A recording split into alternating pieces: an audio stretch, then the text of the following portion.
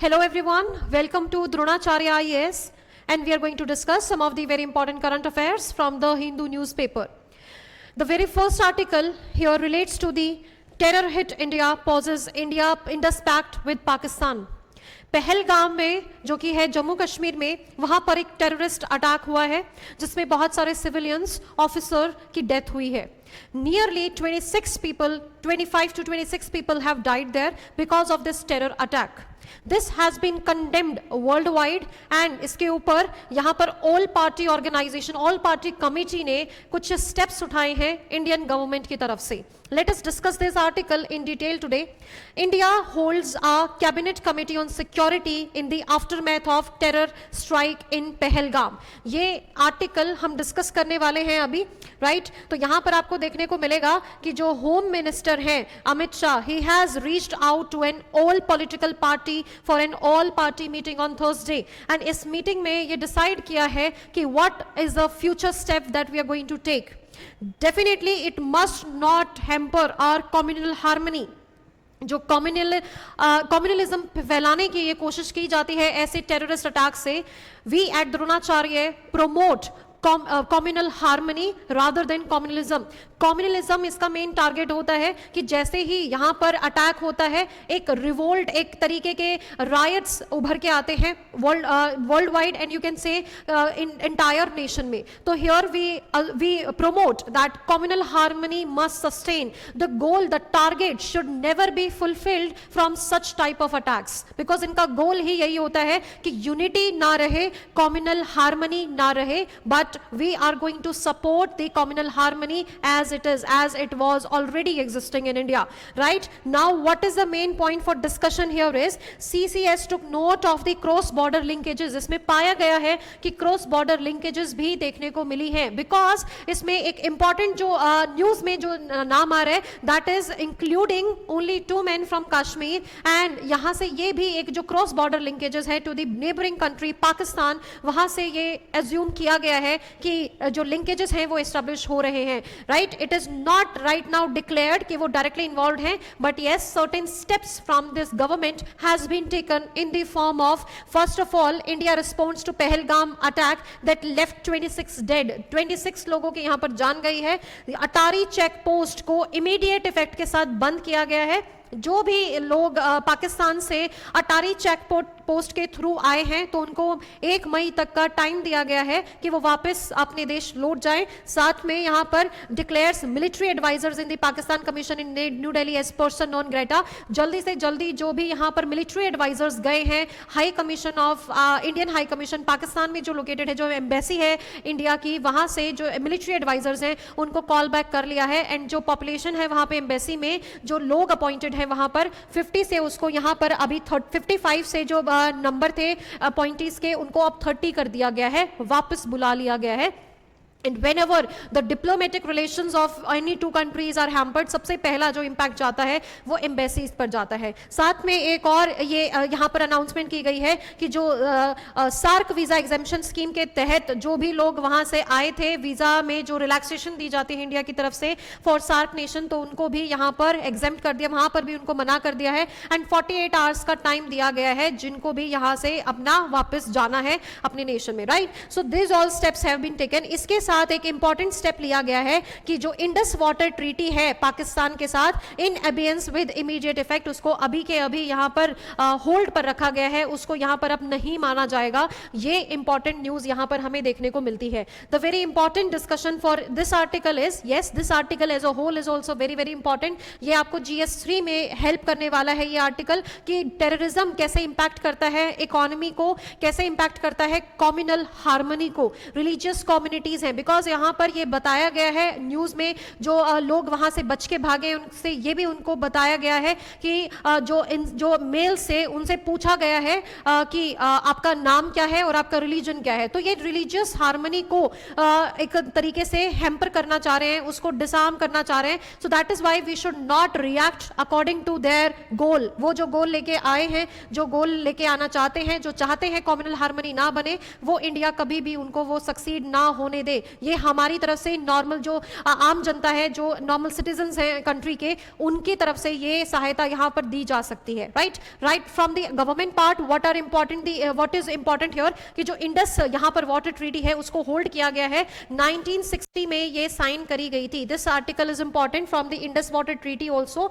Indus water treaty में हमें देखने को मिलता है कि 1960 में ये साइन करी गई थी। ये क्या देता है, ये कमीशन, ये यहाँ पर एक मैकेनिज्म देता है, यहाँ पर एक तरीका बताता है कि जो इंडस वाटर है या इंडस रिवर प्लस उसके 5 जो ट्रिब्यूटरीज हैं उनका वाटर दोनों कंट्रीज के बीच में कैसे शेयर किया जाए, इसके ऊपर यहाँ पर ये बात करी गई है इंडस वाटर ट्रीटी में। 1960 में पाकिस्तान और इंडिया के बीच में ये साइन करी गई थी और इसमें मीडिएटर बना था world bank. This is very very important. World bank यहां पर मीडिएटर की तरह एक्ट करता है और उनके प्रेजेंस में यहां पर क्या साइन होती है, Indus water treaty. Indus water treaty is about the mechanism of sharing the water and information on the Indus river and it's 5 tributaries. Now Indus river हमारे लिए इंपॉर्टेंट है। इंडस रिवर के बारे में अगर हम देखते हैं तो Indus originates from the Mansarovar lake in Tibet, वहां से राइज करती है एंड उसके साथ उसकी 5 ट्रिब्यूटरीज इंपॉर्टेंट है जो कि लेफ्ट बैंक ट्रिब्यूटरीज हैं, पांचों के पांचों,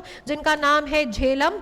झेलम राइज करती है वेरीनाग स्प्रिंग से, कहां पर, कश्मीर वैली में। उसके बाद हमारे लिए इंपॉर्टेंट है चेनाब। चेनाब बारालाचाला पास में चंद्र प्लस भागा रिवर से जुड़ के बनती है। उसके बाद है झेलम। झेलम यहां पर हमारे लिए, अच्छा झेलम हम कर चुके हैं। चेनाब, चेनाब के बाद है रावी। रावी ओरिजिनेट होती है कुल्लू हिल्स के पास, रोहतांग पास में। बियास भी रोहतांग पास के आसपास ही ओरिजिनेट होती है। And we talk about Sutlej. Sutlej कहां से ओरिजिनेट होती है, Rakas lake in Tibet only, Mansarovar के आसपास ही एक राकस लेक है, वहां से ओरिजिनेट होती है। तो जब भी हम इंडस वाटर ट्रीटी की बात करते हैं उसमें हमारे लिए इंपॉर्टेंट होता है कि जो भी रिवर्स हैं उनका ओरिजिन कहां से होता है एंड वो लेफ्ट बैंक ट्रिब्यूटरी है या राइट बैंक। तो पांचों के पांचों रिवर जो इंडस वाटर ट्रीटी में इंपॉर्टेंट हैं वो लेफ्ट बैंक ट्रिब्यूटरी हैं इंडस रिवर की। एंड इंडस वाटर ट्रीटी 1960 में यहां पर साइन करी गई थी। इसमें वाटर शेयरिंग कैसे होगा ये इंपॉर्टेंट है। If we talk about India,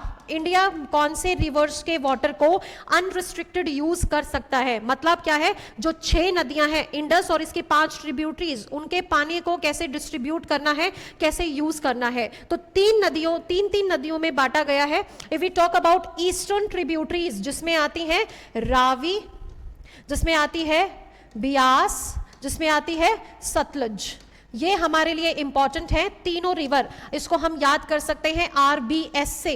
तो RBS, रावी, बियास एंड सतलुज, इनका जो वाटर है वो इंडिया अनरिस्ट्रिक्टेड वे में यूज कर सकता है for normal consumption, for agricultural use and for the hydro electric power project also.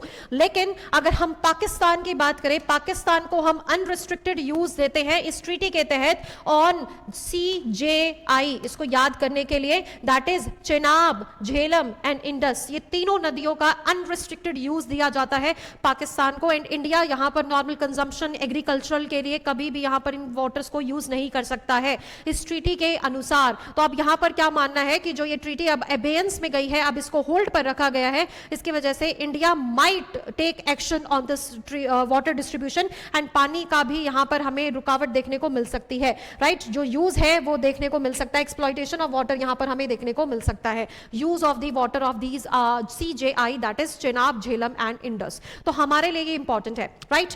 यहां पर इस ट्रीटी के अनुसार एक Indus, permanent Indus treaty commission यहां पर बनाई जाएगी, इंडस कमीशन बनाई जाएगी, जो इस ट्रीटी के अनुसार एनुअली मीट करेगी। कोई भी इश्यूज है, कोई भी प्रॉब्लम्स हैं, कोई भी डिस्प्यूट है, वो यहां पर डिस्कस किए जाएंगे एनुअल मीटिंग पर। लेकिन यहां पर डिस्प्यूट अगर राइज करते हैं तो एक न्यूट्रल एक्सपर्ट की अपॉइंटमेंट भी देखने को मिलती है। न्यूट्रल एक्सपर्ट जो कि कौन अपॉइंट करेगा, वर्ल्ड बैंक। ऐसा भी हो सकता है कि कमीशन से जो मीटिंग है वहां से सॉल्व ना हो, वो न्यूट्रल एक्सपर्ट के पास जा सकती है। अगर न्यूट्रल एक्सपर्ट से भी सॉल्व नहीं होता है डिस्प्यूट, की अपील कहां जाएगी, वर्ल्ड बैंक ही एक आर्बिट्रेशन कोर्ट एस्टैब्लिश करेगा for specially for this case, and वहां पर इसकी सॉल्यूशन को नजर मतलब उसके मद्देनजर कोई भी जो डिसीजन है वो फॉलो किया जाएगा। So this Indus water treaty is important from the perspective of GS2, GS1 and geography के अकॉर्डिंग भी इंपॉर्टेंट है, इंटरनेशनल रिलेशन के अकॉर्डिंग भी इंपॉर्टेंट है इन GS2,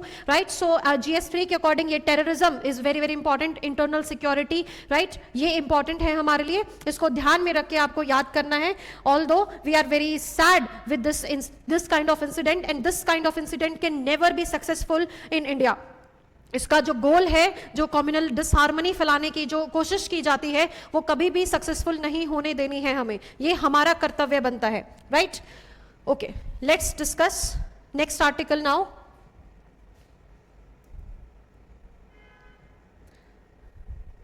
Just a second.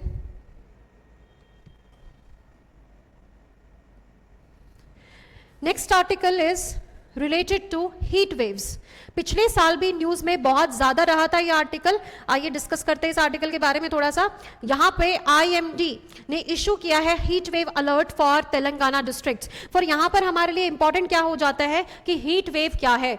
NDMA guidelines के अकॉर्डिंग हीट वेव कब डिक्लेयर करी जाती हैं, उसके लिए कुछ यहाँ पर तरीके बताए गए हैं. सबसे पहले तो जो मैक्सिमम जो यहाँ पर टेम्परेचर है, temperature for hilly areas, hilly areas का टेम्परेचर कितना, एटलीस्ट कितना होना चाहिए. हीट वेव कंडीशन को कंसीडर करने के लिए हिली एरियाज का टेम्परेचर मिनिमम एटलीस्ट कितना होना चाहिए, 30 डिग्री सेल्सियस या इससे ज्यादा.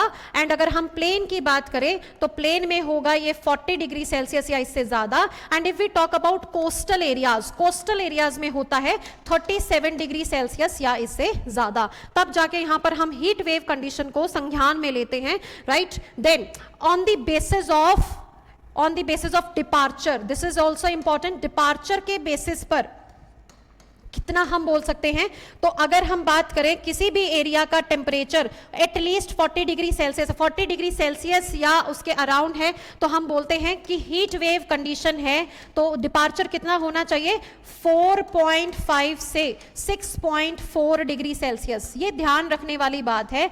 4.5 से 6.4 डिग्री सेल्सियस का अगर नॉर्मल टेम्परेचर से डिपार्चर देखने को मिलता है, तब हम बोलते हैं हीट वेव कंडीशन. और ये डिपार्चर जो है ये कहां रिकॉर्ड होना चाहिए, IMD स्टेशंस में एटलीस्ट 2 स्टेशन में ये रिकॉर्ड होना चाहिए. एंड एटलीस्ट 2 कॉन्जिक्यूटिव डेज, लगातार जो हम बोलते हैं आज और कल, तो लगातार 2 दिन तक ये टेम्परेचर, ये डिपार्चर रिकॉर्ड होना चाहिए. तब हम बोलते हैं कि हीट वेव कंडीशन यहां पर आ चुकी है, राइट. उसके बाद हम बोलते हैं कि सीवियर हीट वेव कब होगी. तो जो सीवियर हीट वेव होगी वो होगी 6.4 डिग्री सेल्सियस से ज्यादा. जब आपका नॉर्मल जो मैक्सिमम टेम्परेचर है उससे 6.4 डिग्री सेल्सियस अगर ज्यादा होता है तो हम सीवियर हीट वेव की कंडीशन डालते हैं. तो हीट वेव वैसे होता क्या है, तो जो एबनॉर्मल टेम्परेचर है एयर का because of the summer season, India में नॉर्दर्न जो प्लेन्स है वहां पर ज्यादातर ये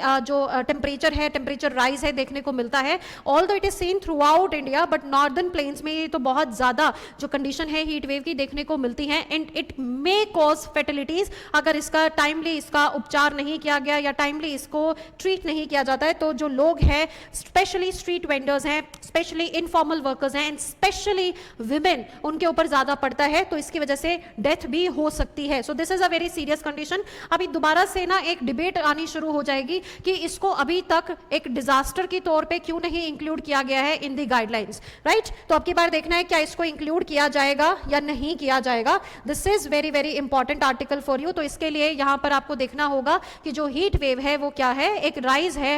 एबनॉर्मल जो टेम्परेचर देखने को मिलता है, एयर का टेम्परेचर है, उसमें हमें राइज देखने को मिलता है.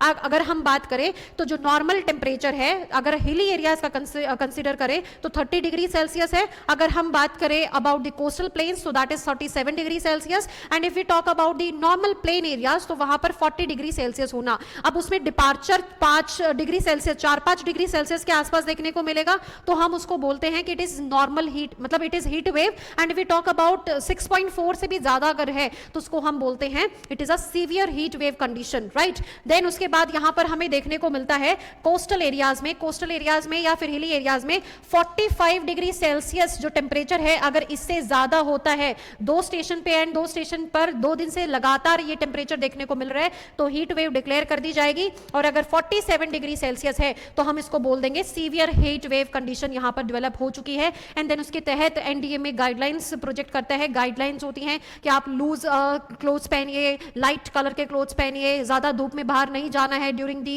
आफ्टरनून आवर्स, तो इनको हम अवॉइड कर सकते हैं। जो ड्रिंक्स है वो हाइड्रेटिंग जो ड्रिंक्स है वो ली जानी चाहिए। अगर किसी को हीट स्ट्रोक लगा भी है तो उसको कभी भी कैफीन नहीं देना है, कभी भी उसको एरेटेड ड्रिंक या एल्कोहल नहीं फीड करना है, उसके चारों तरफ घेरा बना के नहीं बैठना है, उसको सांस आने एक वेंटिलेटेड रूम में उसको रखना है, एंड एक कूल एरिया में उसको जल्दी से जल्दी लेके जाना है। So this is about the heat wave. इसके ऊपर एक और डिस्कशन करना है हमें आर्टिकल का। Let us discuss that article also now. Okay, this article is very very important here. ये आपसे पूछा जा सकता है। Just a second.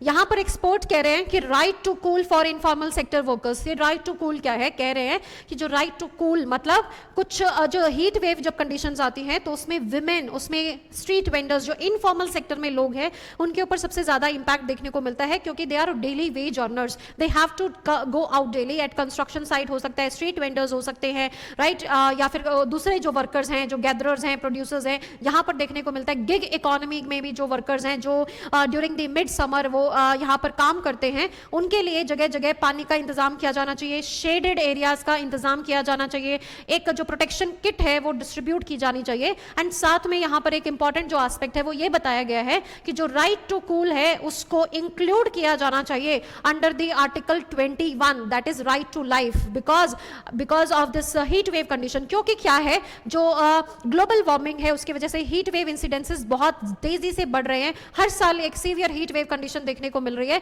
जिसमें जो पुअर लोग हैं उनका कोई योगदान भी नहीं है। उसमें योगदान है रिच कंट्रीज का, इंडस्ट्रियलिस्ट का, एंड जो रिच हाउस होल्ड्स हैं, जो जिनके घर पे एसीज चलते हैं, उनकी वजह से जो हीट वेव कंडीशन है वो और ज्यादा बढ़ती है। इट इज नॉट सो कि सिर्फ और सिर्फ यही रीजन है, बट यस, ग्लोबल वार्मिंग जो कि एक इंडस्ट्रियलाइजेशन का रिजल्ट है, उसकी वजह से यहां पर इंपैक्ट सबसे ज्यादा किसके ऊपर पड़ता है? पुअर लोगों के ऊपर पड़ता है, एंड उनकी जो लाइफ है उसको थ्रेटनिंग एक सिचुएशन में डाला जाता है, वो थ्रेटनिंग सिचुएशन को अवॉइड किया जा सके। सो दैट इज व्हाई यहां पर ये अर्ज किया गया है कि जो लोग हैं, जो लोकल लोग हैं, जो दिन में काम करते हैं, धूप में काम करते हैं, उनके लिए शेडेड एरियाज का जो permanent, non permanent shaded areas की डेवलपमेंट की जानी चाहिए। साथ में यहां पर ये बोला गया है, अभी रिसेंटली आपने देखा भी होगा, जो बीजिंग इंडिया डिक्लेरेशन है, Beijing declaration is related to the women, ठीक है, तो impact of climate change on women, यहां पर ये बीजिंग डिक्लेरेशन की हम बात कर रहे हैं, वहां पर बताया गया जो क्लाइमेट चेंज है उसका विमेन के ऊपर भी अलग से इंपैक्ट पड़ता है।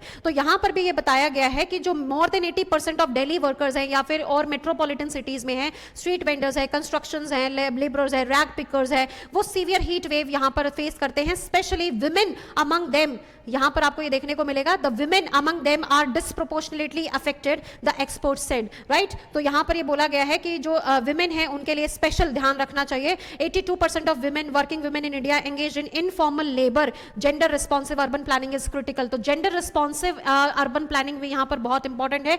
कई बार आर्टिकल में आ गया है कि क्लाइमेट चेंज का विमेन के ऊपर स्पेसिफिक क्या इंपैक्ट पड़ता है। प्रीवियस ईयर क्वेश्चन में भी आपको देखने को मिला है, फेमिनाइजेशन ऑफ एग्रीकल्चर हो रहा है, उसके ऊपर क्वेश्चन देखने को मिलते हैं। This year you can expect a question on the climate change impact on women. GS1 में ये इंक्लूड करके बनाया जा सकता है, या फिर GS3 में एनवायरमेंट के साथ क्लब करके ये विमेन के ऊपर इंपैक्ट पूछा जा सकता है। उसमें आप ये हीट वेव वाला एग्जांपल भी यूज कर सकते हैं। Towards the end of this article यहां पर बोला गया है कूलिंग एक्शन प्लान एक बनाया जाना चाहिए, जिसमें एक्सपर्ट ने कहा है cooling disparities must be addressed as a basic right to cool under article 21 should be mandated, shaded bus stops, cooling shelters, thermal comfort for all, ये सब दिया जाना चाहिए under article 31, and this is non-negotiable. So this is very important article, right? Keep reading the newspaper, like the video, share the video, subscribe the channel. Thank you and have a nice day.